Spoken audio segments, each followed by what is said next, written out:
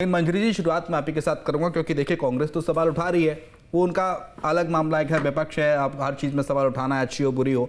लेकिन एक सवाल ये कि होम सिकनेस का इलाज रामचरितमानस कैसे है मैडम?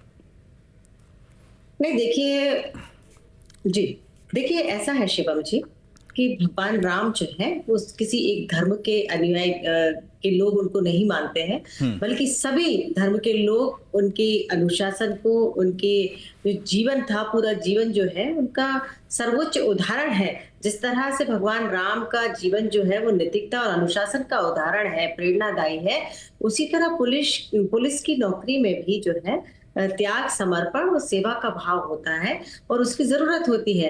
तो निश्चित तौर पर भगवान राम का यदि उदाहरण दिया है, रामचरितमानस की चौपाइयां पढ़ने के लिए कहा है, कोई आदेश थोड़ी निकाला, कोई फरमान थोड़ी निकाला है।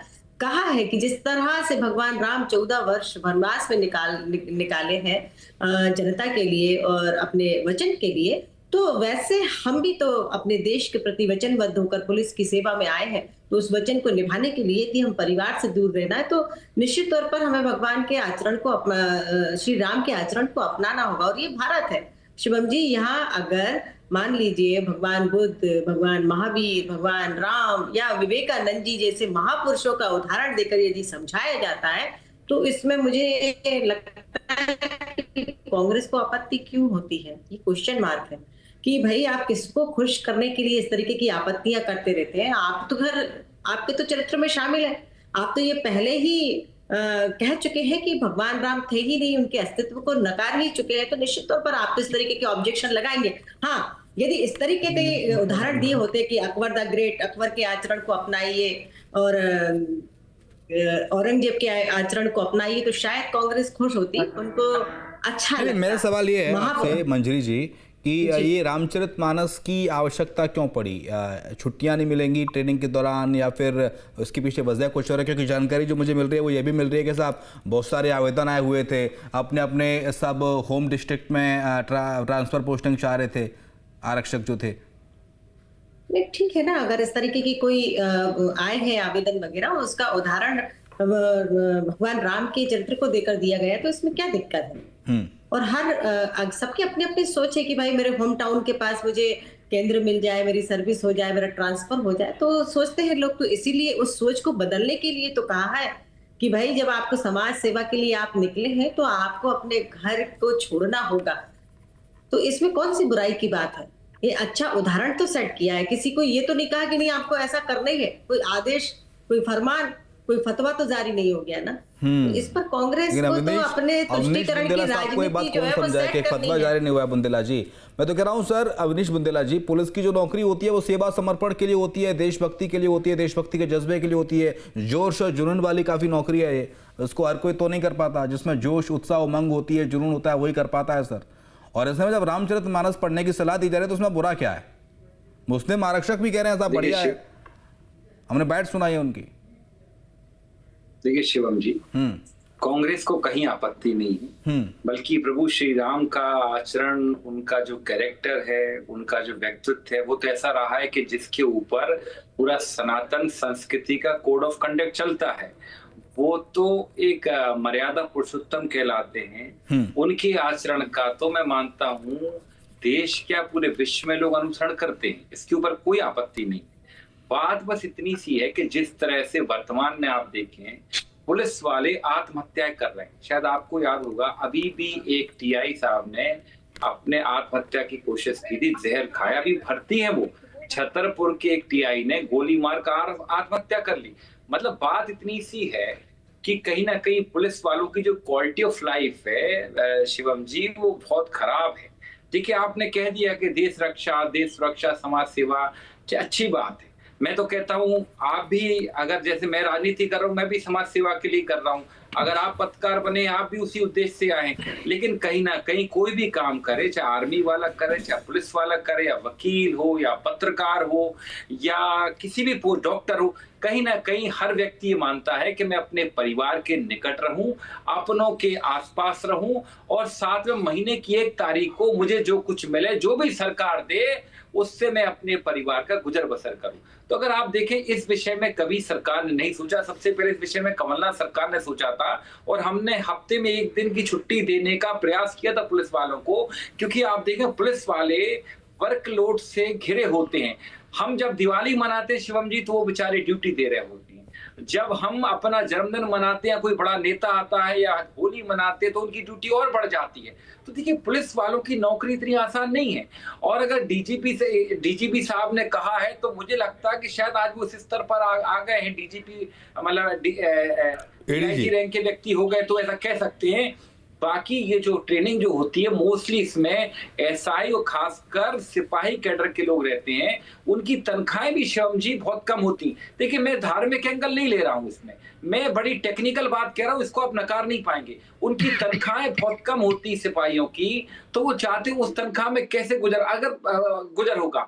उनकी इच्छा रहती है घर के नजदीक रहेंगे तो ठीक रहेगा। और वैसे भी सनातन संस्कृति जो कहती है, इसमें कहीं ना कहीं मेल मिलाप, परिवार से नजदीकी, प्रेम भाव, ये तो हमारी संस्कृति बताती है।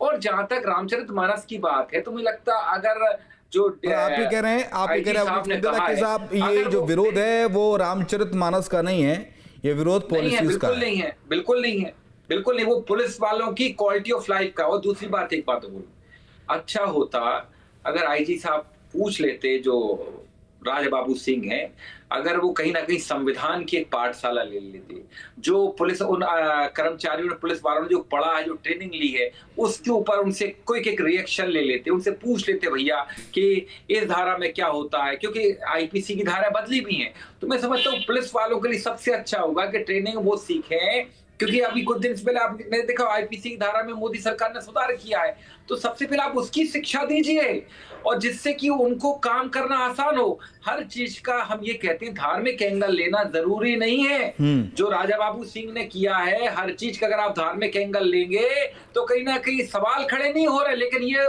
आपने भी सवाल वही किया ना मंजरी जी से, कि आखिर ये बचा रामचरितमानस का पाठ करने से उनकी होम सिकनेस कैसे खत्म होगी। मंजरी जी इसका जवाब तो दे नहीं पाए। वो बता तो नहीं है। देखिए, प्रभु श्री राम ने 14 वर्ष वनवास में काटे थे, उन्होंने सेवा और समर्पण के तहत अपने पिता की आज्ञा का पालन किया। अवनीश बुंदेला जी, जो प्रभु श्री राम ने 14 वर्ष वनवास में काटे, अपने पिता राजा दशरथ की आज्ञा का पालन किया, सेवा समर्पण के साथ रहे, उससे एक मोटिवेशन मिलेगा उन जवानों को, रामचरितमानस का वो पाठ करेंगे। तो बीजेपी के कहने का मतलब ये था। आनंद कुमार सर, क्या रामचरितमानस की वाकई में जरूरत आन पड़ी होम सिकनेस को दूर करने के लिए, या फिर सरकार के पास कुछ और भी प्रावधान होने चाहिए? आऊंगा मैं आपके पास। आनंद कुमार सर हैं, एक्स-डीजीपी हैं, पुलिस की कार्यप्रणाली को बखूबी समझते हैं, लंबे समय तक आईपीएस रहे हैं, डायरेक्टर जनरल ऑफ पुलिस रहे हैं। आनंद कुमार सर, बिना बात करे, आपकी आवाज समझ में नहीं आ रही। आनंद मैं आऊंगा मंजरी जी आपके पास। अवनीश बुंदेला जी, मैं आपके पास आऊंगा। मंजरी जी को तो मेरी ऑडियो नहीं जा रही, जरा ठीक कर दीजिएगा। आनंद कुमार सर, परिवार से वो बता दें। देखिए, इस तरह की जहाँ तक बहुत आसान मैं होता है। समझता हूँ मुझे लगता है शर्मा जी इस बात पर जो प्रकाश पुलिस डालेंगे। अधिकारी है, उन्होंने जो कुछ कहा है, ऐसा कुछ तो कहा नहीं कि कोई गलत कहा हो या कोई गलत बात कही हो। यदि कोई समस्या पुलिस फोर्स में आ रही है और जवानों को वो मोटिवेट कर रहे हैं, कोई उदाहरण देकर के कहीं से, तो रामायण से भी उदाहरण देकर के भी बात कही जा रही है, तो ये तो ट्रेनिंग का प्रोग्राम होता है कि ट्रेनिंग में हम विभिन्न ग्रंथों से विभिन्न चीजों को ला करके जवानों को या जो भी अधिकारी होते हैं उनको बताया जाता है। कई बार बाइबल से कोई संबंधित विषय होता है तो उसमें से हम जानकारी देते हैं, दूसरे ग्रंथों से जानकारी देते हैं, दूसरे धर्म ग्रंथों से जानकारी देते हैं। तो इस रूप में यदि किसी विषय पर उनको कहा जा रहा है और रामचरितमानस के माध्यम से उन्होंने किसी समस्या के बारे में उनको मोटिवेट किया है, तो मैं नहीं समझता कि इसमें उन्होंने कोई ऐसा आदेश नहीं किया कि साहब, उन्होंने केवल एक सजेशन दिया कि यदि आप रामचरितमानस का पाठ करोगे तो उससे आपको शांति मिल सकती है, थोड़ा मन को सुकून मिल सकता है शायद, परंतु कोई आदेश उन्होंने नहीं दिया है। आदेश या तो डीजीपी जो होते हैं वो देते हैं या सरकार देती है। तो मैं नहीं समझता कि इसमें दोनों तरह से यहाँ पर कोई इस ढंग के आदेश जो है या तो मध्य प्रदेश शासन ने जारी किए हैं या डीजीपी साहब की ओर से जारी किए गए, डीजीपी मध्य प्रदेश की ओर से। तो इस रूप में मैं नहीं समझता कि हम जब बातचीत करते हैं तो लोगों को मोटिवेट करने के लिए, अब वो जो उदाहरण आता है कि लंका के समुद्र के किनारे लोग बैठे हैं, समुद्र पार करने के लिए निराश है, कैसे पार करेंगे, जामवंत जो है हनुमान को प्रेरित करते हैं, मोटिवेट करते हैं। तो ये ऐसे प्रसंग हैं, या भगवान राम के जीवन में भी जो प्रसंग आते हैं उनके माध्यम से हम लोगों को या अपने जो अधीनस्थ हैं उनसे जब बातचीत करते हुए उस ढंग की बात करते हैं तो वो जो चीजें वो जानते हैं उसको तुरंत वो समझ जाते हैं। हम जो कम्युनिकेट करना चाहते हैं वो कम्युनिकेट बहुत आसानी से हो जाता है। और इसलिए मैं नहीं समझता कि ये कहने में या ऐसा कुछ उन्होंने कहा तो उसके कारण से कुछ धार्मिकता इसमें आ गई या धार्मिक वो इशू बन गया। न बनना चाहिए, न इसमें ऐसा कुछ है, और न सेकुलरिज्म का कहीं कोई इसमें हानि की गई है। तो मुझे तो कहीं कोई शुरू से लेकर आखिर तक, बल्कि रामायण महाभारत इन सब में ऐसे बहुत से प्रसंग आते हैं जो कि अब जैसे हनुमान जी श्रीलंका पहुंचते हैं, लंका में पहुंच करके किस ढंग से वो इंफॉर्मेशन कलेक्ट करते हैं, कैसे सीता जी का पता लगाते हैं, ये अपने आप में एक प्रकार से जो उसकी टेक्निक्स होती है इंटेलिजेंस कलेक्शन के लिए या इंफॉर्मेशन कलेक्ट करने के लिए, तो उसका एक पार्ट होती है कि भाई ये तरीका होता है किसी दूसरे देश में जाकर के किस ढंग से आपको अपना रूप बदलना है, किस ढंग से वहां की भाषा को जानना है, भाषा जानकर किस ढंग से लोगों से मिलना है। तो इस ढंग से हमें बहुत सी जानकारी जो है और मोटिवेशन जो है हमारे अपने ऑफिसर्स को मिलता है। तो मुझे कहीं से दूर दूर तक इसमें धार्मिकता का कोई पुट नहीं दिखाई दिया, न उसको उस रूप में देखना चाहिए। एक प्रोफेशनल ऑफिसर के रूप में उन्होंने अपनी एक एडवाइस दी, उन्होंने सोचा कि भी 12 वर्ष तक जो है वो जंगल में रहे हैं, तो ठीक है, मैं ये नहीं कहता कि उनको भी 12 वर्ष जो है इसी ढंग से रखा जाए, उनके लिए भी संभव है, तो उनको अपने डॉक्टर सत्यप्रकाश स्थानों के पास भेजा जाए तो ज्यादा। पहली बात तो ये मेरे आपसे सर 2 सवाल। पहला सवाल तो ये कि जरूरी तो नहीं है कि अगर मैं नौकरी कर रहा हूं तो मैं अपने होम टाउन में नौकरी करूं या अपने होम डिस्ट्रिक्ट में नौकरी करूं या अपने होम स्टेट में नौकरी करूं। पुलिस की नौकरी तो कठिन होती है, सब जानते हैं, जग जाहिर है। आज पुलिस का डिप्लॉयमेंट ज़्यादा चाहिए आज भोपाल में, कल डिप्लॉयमेंट पुलिस का ग्वालियर में ज़्यादा चाहिए, तो तबादला तो होता रहता है, पहली बात। दूसरी बात सर ये कि रामचरितमानस और होम सिकनेस का मतलब मायने इसके क्या हैं और कांग्रेस को इसमें दिक्कत क्यों लगनी चाहिए? फिर रामचरितमानस तो मर्यादा सिखाती है ना सर, रामचरितमानस तो धैर्य और सहनशीलता राम की सिखाती है। देखिए शुभम जी, दर्द से सुनिएगा पहले आप। ठीक है। Ethical conduct in public sector, social sector including police, even in journalism and politics, अगर इन चीजों को कोई चीज प्रमोट करती है तो वो हमारा धर्म ग्रंथ रामचरितमानस है। उसका एक एक शब्द जीवन को मर्यादित और आदर्श बनाने की ओर प्रेरित करता है।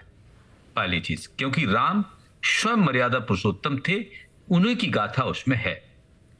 सवाल बड़ा सीधा सीधा है कि राजा बाबू ने, जो एडीजी हैं, उन्होंने रामचरितमानस को कनेक्ट प्रॉपर तरीके से नहीं किया।